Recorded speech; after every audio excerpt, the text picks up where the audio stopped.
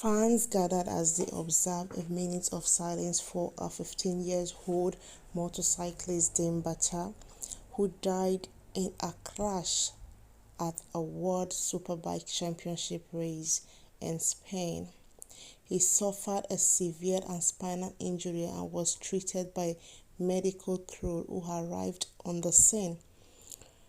They attended to him on the track in an ambulance and at the medical center despite the best efforts of the medical staff, but he couldn't make it.